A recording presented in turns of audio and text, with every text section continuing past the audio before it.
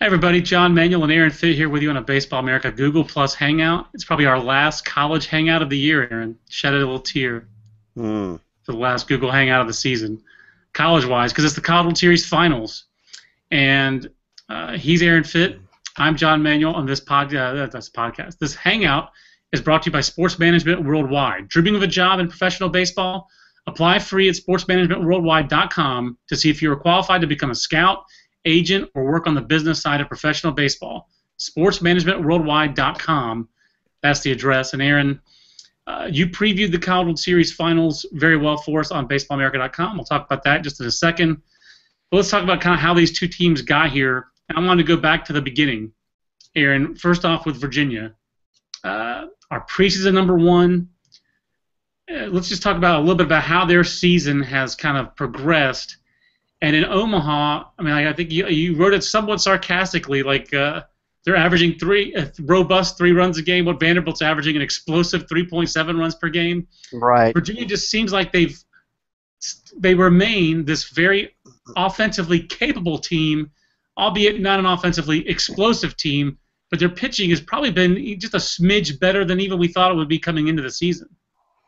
Yeah, you're right, exactly. And we thought that it had a chance to be pretty good because we knew they had a lot of quality arms.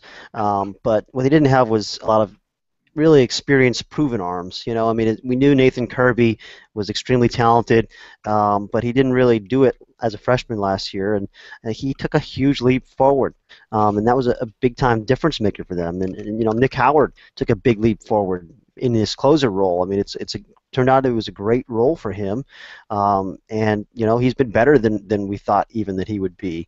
You know, I think that's the key. Those two guys, and then Artie Lewicki coming back the way he did from Tommy John surgery. All those guys are just so much better than they were. And yeah, Lewicki, I mean, you know, he wasn't healthy last year, only threw 2 innings, so he's still working his way back. But he's even better than he was the year before that. He's a lot better. He's really good, and he's a huge difference maker. So those three guys, to me, are the big difference. I mean, we knew about Waddell and Whit Mayberry, and you know, even Josh Spores had kind of shown you that ability last year, and he took kind of the step that we anticipated he would take as a sophomore. But you know, this team coming into the season, I think we wrote that they had a lot of upside on the mound, but it was still a question mark, and now it's the you know, a sure thing. Yeah, and getting kind of back to that at least a little bit was, you know, Nathan Kirby, who will start game one. We knew Nathan Kirby was going to be. We thought he had a chance to be very good. He's really taken a leap, Aaron. I mean, a significant leap from just being talented to being an ace. I know he had a little bit of a hiccup, or he's had a hiccup or two here in the postseason. But just talk a little bit about what Nathan Kirby brings to the table as this ace of the preseason number one team and the guy who's getting the ball for game one of the College World Series Finals. Well, he's a left-hander with power stuff and command. You know, I mean, that's the nutshell version of it. I mean, he sits in the low 90s. He'll show you 94. Really knows how to use the slider. You know, that's the thing that stands out is he can throw it for strikes. He can throw it for a chase pitch. He can back-foot it against righties. That's really been the key, I think, for him is being able to command that pitch. And so, in addition to commanding his fastball. But you're right. I mean, he had the one hiccup, I think, in the Super Regional. But other than that, he's been very good here in the postseason and pretty much all season long. And he does give them that ace and that stability top of their rotation. Now, Vanderbilt was our preseason number 10. He finished last year number 9, but I think if you're trying to pick the teams that last year coming into the college postseason, Aaron, that were the top teams, we probably had North Carolina and Vanderbilt as the top two teams. I mean, Vanderbilt won 54 games last year. North Carolina won 59. Those two teams were probably the top two teams all year last year, and neither one wins it, obviously. Vanderbilt this year, we came into coming into the season number 10 preseason, but entering the postseason, you know, our last rankings done before after the Field of 64 was announced, Virginia had just stumbled a bit, so they were number 8. Vanderbilt had stumbled a bit too, and the Commodores entered the tournament ranked 20th. Again, it was a snapshot, at that point in the season they weren't playing necessarily their best.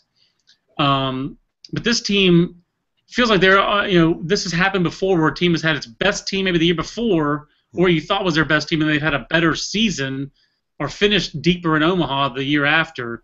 But what's in your mind? What's changed from Vanderbilt late in the regular season, where they did stumble a little bit, to what they've been able to do in the postseason, where they have been a little bit more offensive than most clubs have been in the College World Series, and obviously has them here in the final. What have they done better in the postseason than maybe they weren't doing at the end of the SEC regular season? I talked to Rhett Wiseman about all this the other day after he had his big game, and he's another very good quote, by the way. A lot of those Vanderbilt and Virginia guys are, but he said, we were the best team in the country last year. And it just goes to show you that the best team doesn't always win. And if you look at us a month ago, if you said we'd be playing in the national championship game, everyone would be rolling their eyes because, we just weren't playing good baseball. And it is funny that this team had. I think it lost 8 starters from a year ago. Even Wiseman, who's kind of a part-time player last year, but Condi was the only guy who was in the lineup every day last year who's back. And hey, they recruited so well. They had back-to-back number 1 ranked recruiting classes, and they're just kind of reaping the fruits of that right now. This is a very talented team, and yeah, it helps that they had a lot of experience back on the mound, and dynamic.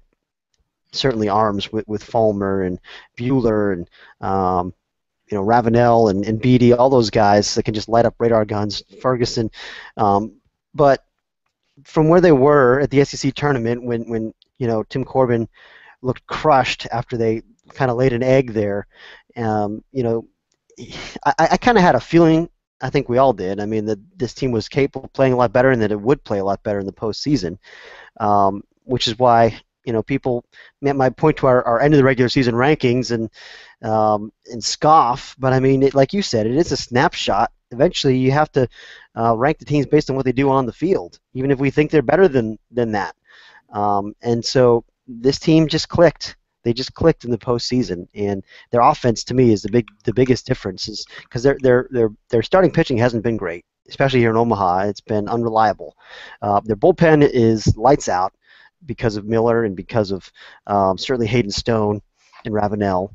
But the thing that hurts them heading into the championship series is they can't really use Stone or Miller today, maybe not tomorrow either, because they both threw heavily on Friday and Saturday. So I think Miller threw 117 pitches on Friday. So I think I heard he's probably not available till Wednesday. I know he's a side-winding guy, so maybe he can bounce back, but still, 117 pitches is a significant workload for a reliever. So that's the reason I think they have a pretty significant disadvantage heading into this series, is because their greatest strength on the mound has been their bullpen, and right now it's depleted. But I do think that the quality of their at-bats in Omaha and throughout the postseason, in the regional and the super regional also, has been very good, up and down the lineup. Seem like they just wear you down, and it stands out here. They do that better than any other team we've seen in Omaha. It really does wear you down, and wears you down as a viewer when Brian Reynolds takes forever in between pitches. But it seems like he is really, Aaron, one of the big developments of their season. It's just quality at bat after quality at bat, and it is amazing. Not surprising, but it is amazing for a team that does have this much experience coming back on the mound. Like you said, a lot of new guys offensively. I think Xavier Turner, who's obviously ineligible now, it was the other regular starter last year. So you go through last year's team, as I just did in our Andy 2014 Almanac. But you go back through last year, and Xavier Turner had 219 at-bats. Condi had 238. Wiseman 121. Everybody else with 100 and over is gone. Yeah. But it is amazing that really it feels like their two most important players, other than Dansby Swanson, who's been, in my mind, has been remarkably good. I feel like he's been the best position player in the College World Series. He plays in the middle of the diamond. Every at-bat's a really good one. I thought his turn on that double play the other day, where Stone came in, the one-pitch double play. Who's the new third baseman who's replaced Turner? Tyler. No. I don't know why I'm drawing a blank on this all of a sudden, but Tyler Campbell. Yeah, thank you. Well, his throw to second base was kind of a lollipop throw, and Swanson made an aggressive, just a tremendous turn, very quick, got a lot on the throw. he's been so good. But the other two guys have been the freshmen, Reynolds and Stone, who've really been their difference makers. And I guess that really is no surprise considering that Vanderbilt recruits so well every year. But and the other aspect of this is, as you documented very well in the story, the preview, where I was surprised you did not make Back to the Future reference. It's their density. I mean, their destiny. I messed it up. But it is the density of these coaches to have gotten to the College World Series final, it felt like. But the Vanderbilts continue to do it with the turnover on their staff. That's one of the most impressive things, is that Tim Corbin has continued to. He's been pillaged. His assistant coaches keep getting hired as head coaches elsewhere, but he keeps on finding great assistant coaches and continuing the same formula at Vanderbilt. That's one of the more underrated, I think, things that Coach Corbin has done. So many other things that he's done are very rated. Here's one thing that he's done that doesn't get very much attention, but I thought you brought some good attention to it in your preview. How have they been able to do that with Coach Jewett and Coach Brown, just kind of continuing that same philosophy and with that same success as we see in their underclassmen?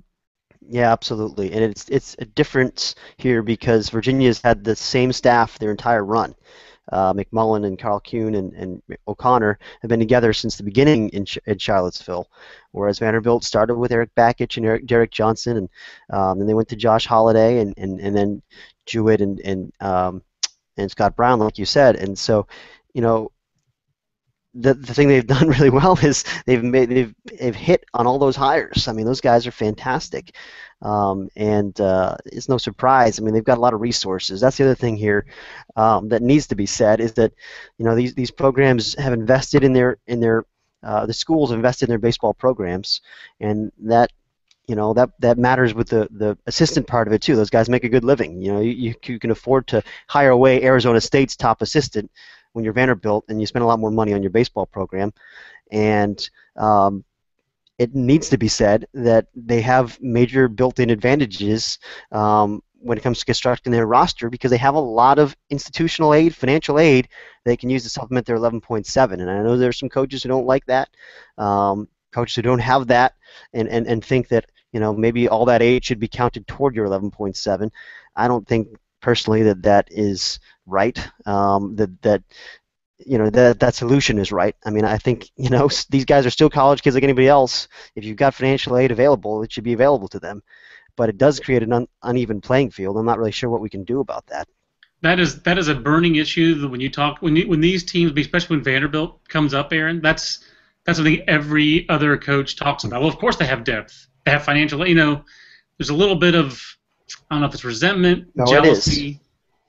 I would say it's resentment, wouldn't you say? Yeah, that's the right word for it. There's a lot of that, and I get it.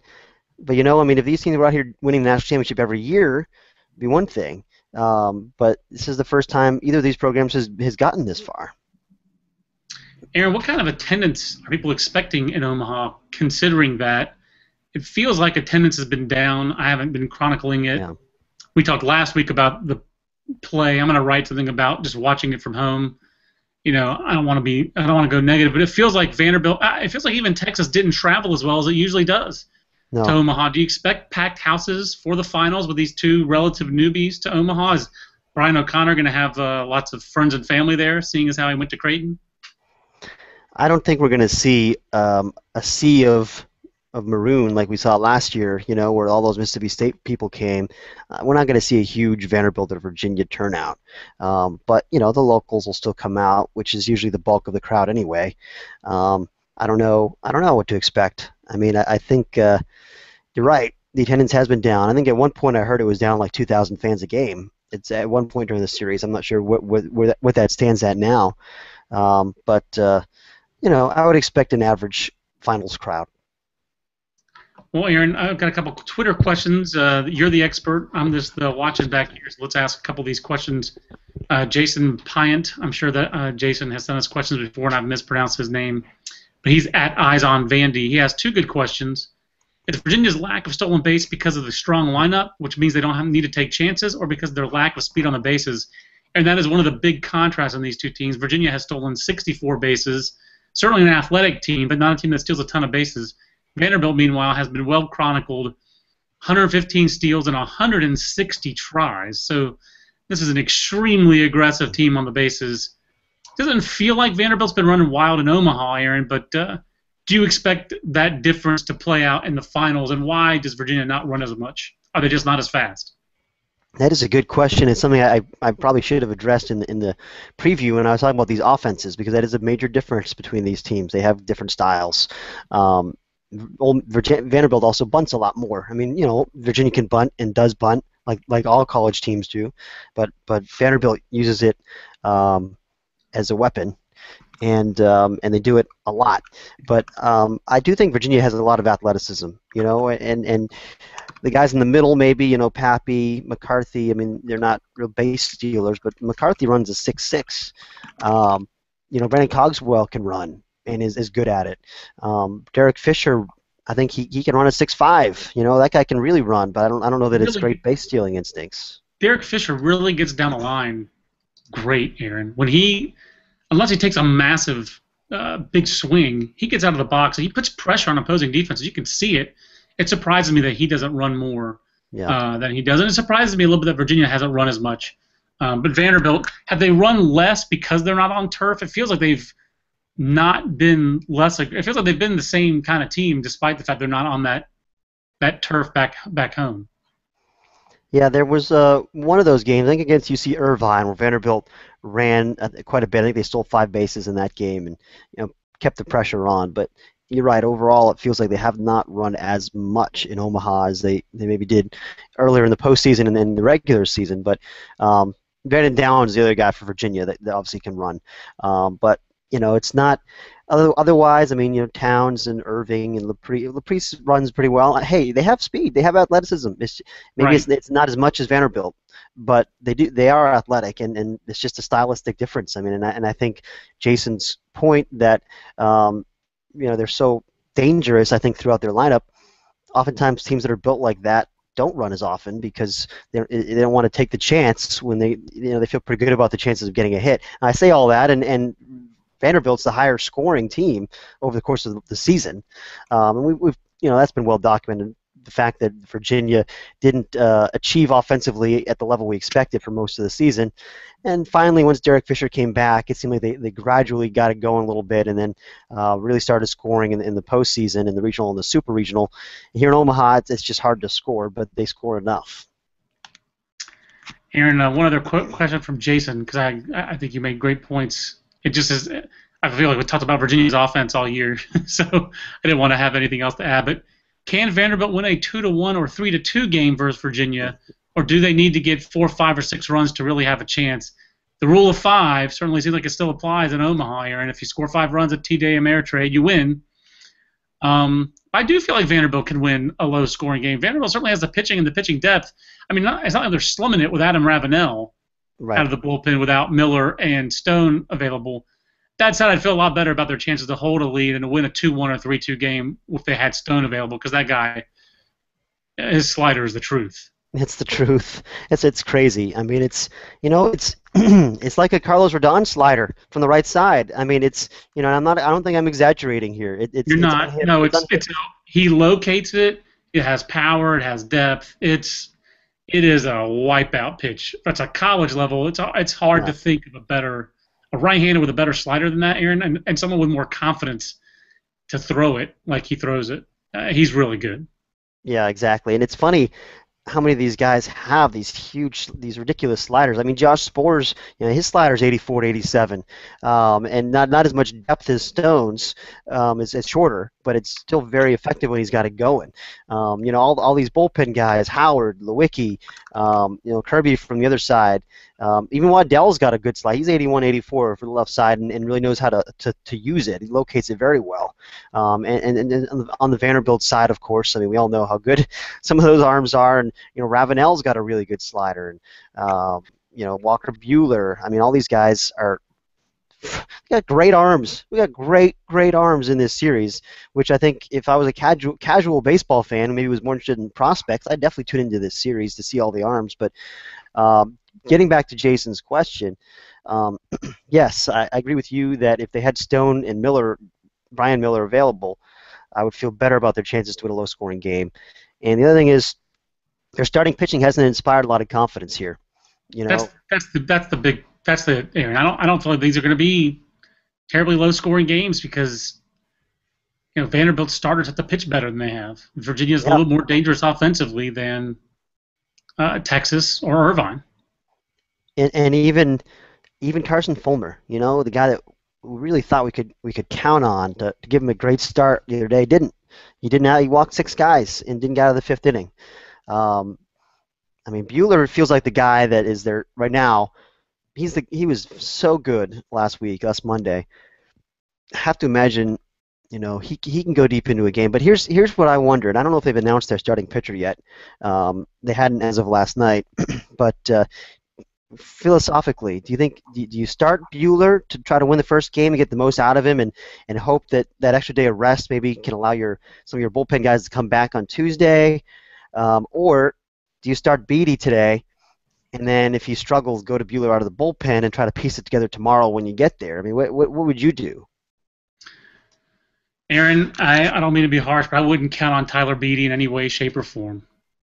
I wouldn't start him unless I absolutely had to. So, I mean, for me, I'd put Carson Fulmer back into my bullpen mix and see how soon he can be available out of the bullpen. I go, and you have to correct me if I pronounce it wrong. I go Bueller tonight, and then for game 2, it would be Johnny Holstaff, and I'm not sure who might start that, but I don't think it would be Tyler Beatty. I mean, you just like you wrote, you just don't know what you're going to get out of Tyler Beatty at this time, and it's a national championship. If you hurt his feelings, so be it. But I would want a strike thrower out there in this ballpark. Yeah. In college baseball, as we keep saying, the best way to score offensively is for someone to help you. Yep. And Carson Fulmer helped Texas the other day with those 6 walks, can get out of the 5th inning, even though he was able to minimize some of that damage. But Tyler Beatty, he's just too much of a walk machine at times. I mean, he just had no clue where the ball was going in his first start. Yeah, it's all over the place. I'm not putting my national championship on the line with that guy on the mound. Well, I think we're going to see him from what Tim Corbin said, and they don't have a lot of options right now. Right. So they're going to have to use him, and he's been good at times. He was really good in the regional. I think they're going to roll the dice and hope that that's what they get. But I'm with you. I'd be worried about it, which is why maybe I think you start him today, so that if he struggles, at least you have Bueller available to bail him out. I mean, it's not an ideal solution, but if it works, maybe you get 7 innings out of Beatty, and you can save Bueller for tomorrow, and you're set up. Now, that's a great point. You made that point. I didn't respond well to that point. That's a great point. If he were to throw well, I will say Xavier in Hawkins Field is not Virginia in T-Dapo. Yeah. But which I think is an important criterion difference, 2 important data points. But for me, that does make some sense. If you have any confidence in Beatty to throw him at all, it does make more sense to throw him in the first game where you can relieve him and then kind of whole staff the second game with Fulmer, Miller, and Stone on. At least they're going Tuesday. They at least have 3 days of rest. Correct? They played Friday or they play Saturday? Fulmer and Stone pitched Saturday, so that would only be 2 days. At least you'd have Miller on 3 days rest. Yeah. You'd have Ravenel potentially if you don't have to use him much tonight. But I mean, they do have depth, but you're starting to get really a lot deeper into that, into the rest of that staff. I mean, who are the other options that they would have besides Tyler Ferguson, who we've seen in Omaha and hasn't thrown well? Correct me if I'm wrong. No one else has pitched. That's everybody who's pitched in Omaha, right? I think that is correct. I mean, I know Kulichowski, the left-hander, was getting loose at one point. I don't think he pitched. Jared Miller hasn't pitched. Yeah, I think that's it. I mean, really, outside of Jared Miller, the rest of the team, you're looking at guys who've thrown 20 innings or less. Right. Outside the top 7. So it's not like they're going to, not like Jared, you really are, and this is, again, you just don't expect that they're going to, they have 7 guys that they really want to use, and most of them are on short rest. So really, to win this thing, Aaron, I think we're both saying to win this championship series, Vanderbilt's going to have to get something good out of Tyler Beatty. It's really hard to map out them winning 2 out of 3 against Virginia without Beatty throwing well. That's one of the many reasons why I'm picking Virginia to win this finals. Same here. I just think, it just sets up so well for Virginia. They're both their guys are rested, more than full rest for Nathan Kirby. I mean, he hasn't pitched in 8 days. You Right. know, I mean, and Waddell will have a full week of rest also. I mean, it's just they're sitting pretty, and they didn't. And the fact that they won their bracket in 3 games means they didn't have to tax their bullpen as much. The fact that their starters all went deep into the games, even Spores went 5 innings. Which give him credit because he was battling when he came back from the suspended game. He was battling for the first couple of innings there, but he still found a way to get through 5, which is something Vanderbilt starters haven't done. And so the combination of winning their games and getting better starts has kept their bullpen fresher. They're just in much better shape on the mound. And as I broke it down last night, I have to give Virginia the edge in every category. And that doesn't mean they're going to win. But on paper, it's hard to bet against them. It is. Sheila Marie Dyson asked us, Aaron, and we'll wrap with this. What are some of the under-the-radar, under-discussed factors that you see coming into play and having an effect in this series? I feel like we've talked about some of those. I will say catcher play. Wait, was it last time a team won the national title with a freshman catcher? I don't think we really keep track of those things. But certainly catcher play, Virginia has been quite good back there. Both Irving and I forget the other catcher's name because I'm blanking. Say it again. Robbie Coleman. Coleman, yeah, I'm just getting old, Aaron. I read your story the other day. They have a different hero every day. Coleman and Irving have been good offensively, pretty solid behind the plate, but obviously the running game for Vanderbilt is one I think underrated part that we haven't talked about. We did talk about in this hangout. But catcher play, I feel like that's another kind of an advantage for Virginia, although certainly Ellison has played fairly well for Vanderbilt. That was one of the points of the broadcast I actually liked the best, was Aaron Boone pointing out just how active behind the plate Ellison is, and at times he's almost too active, like they lose some strike calls because he's bouncing around back there so much. I don't know if that's 100% true. I thought it was an interesting observation. I've actually really enjoyed Aaron Boone's work out there, and John Shambi, how that crew was outstanding for ESPN on the broadcasts. But I guess we haven't talked about it, but it's over talked about on our website, Aaron, and this is the last point. This is SEC versus ACC.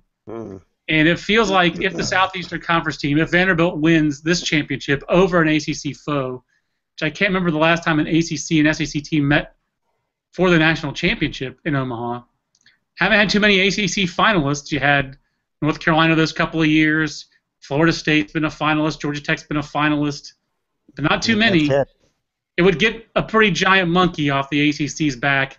It feels like if Virginia wins the national championship, our comments on our college part of the site will have to completely change, Aaron, because that's just one thread that's constantly there.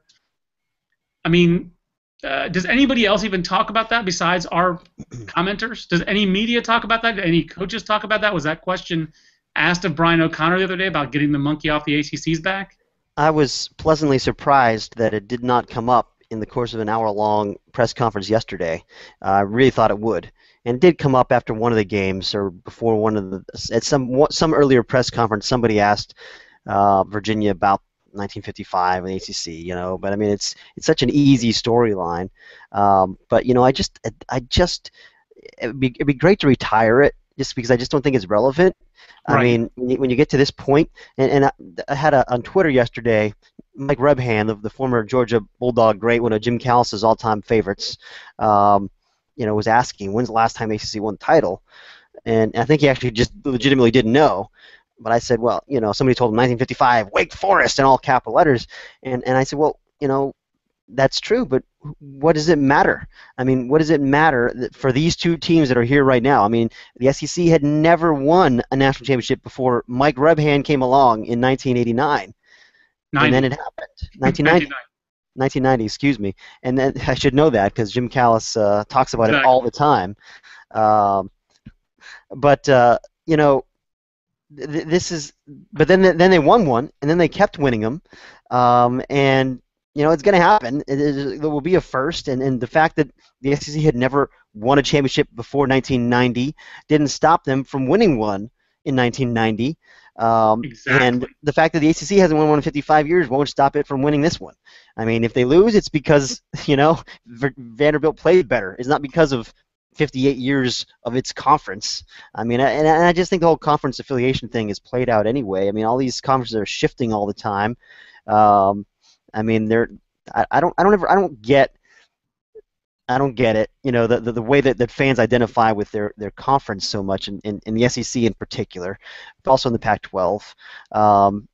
But I mean, it's not like Red Sox fans and Yankee fans get excited when the other team wins the World Series because they're in the same division.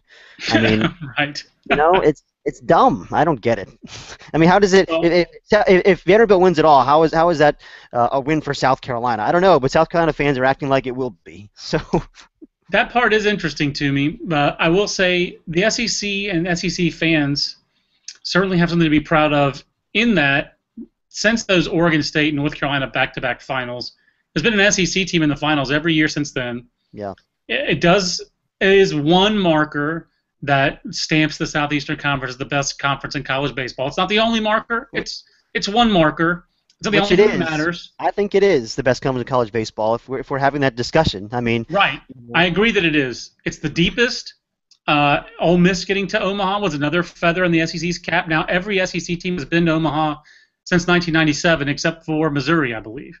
And Missouri's been in the league twice, 2 years. So in Kentucky. I think all the other teams have been there since '97. That's the last time Auburn got to Omaha.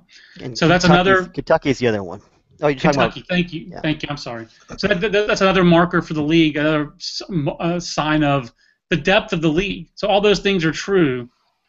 And I think the only thing about the ACC not getting there is that, to me, the ACC could never claim that it was the best league in college baseball because it doesn't win championships. I mean, its coaches will say, "Oh, we're one of the best leagues in college baseball." Maybe that's fair, but I don't think they could ever say it was the best league in college baseball. Just national championships have always stamped the Pac-12 and the SEC above all the other leagues. So for the ACC to try to make that claim, you certainly have to win a championship. But like you said, the fact that no ACC team has won since 1955, that has nothing to do with this Virginia team. So, and if they don't win, it will be because of Vanderbilt, not because of all that ACC history or the ACC is soft or those kind of things. I mean, that ACC wasn't too soft for Virginia to beat TCU and to Ole Miss win the rest of twice. its bracket and make it to Omaha. So. Yeah, and hey, for what it's worth, ACC is 7-1 against the SEC in this NCAA tournament, and Virginia has knocked out Arkansas. They knocked out Ole Miss twice. I mean, it just And Ole Miss was good. Ole Miss was was good. a very offensive ball club that, in a different, if the wind had maybe not been blowing in a couple of their games, might have had a different outcome. I don't know if they had the pitching depth to win the College World Series, but they were certainly the most offensive team out there, and it was fun to watch Ole Miss play, and it was awesome for them to get there. So, and Aaron, this is probably too long, but I was very impressed with Texas as well. In Omaha, a team getting the College World Series without its ace and Dylan Peters, that was a pretty impressive run by the Longhorns, I felt. Yeah. No, I think they played really well out here. I just love the way they carried themselves. I love the way they played. I hate to use cliches, but they just seemed like they had so much toughness.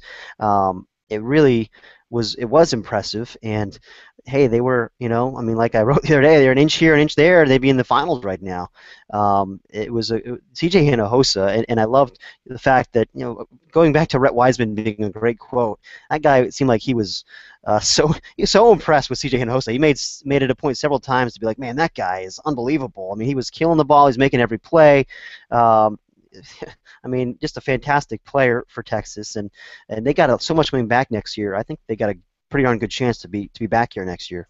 Yeah, and hey, Rhett Weissman ain't so bad either. And that score this last week as one for Connor Glassy in the long-raging battle between Connor Glassy and Nathan Rohde over how good Rhett Weissman really is. So, my son weighed in last week at the start of the College World Series. I don't think Rhett Weissman's that good, Dad. And then Rhett Weissman had to tell him, hey, Rhett Weissman had the game-winning hit last night. Hey, Rhett Weissman made this really big play. So, Rhett Weissman pretty good. So that's another little minor storyline I'll be watching in the finals. But we've both picked the Cavaliers. Should be fun to watch here. And I do think we have two very good teams, two worthy teams, and a good matchup for the College World Series finals. I hope it's a good one. I agree, and I think it will be. And congratulations officially to John Manuel for winning the picks competition this year. I still don't know who won it last year. I feel like maybe it was me, but I think I maybe gave you credit because I'm just so used to losing. I don't know, but the point is you won this year. I've only missed the one game, right?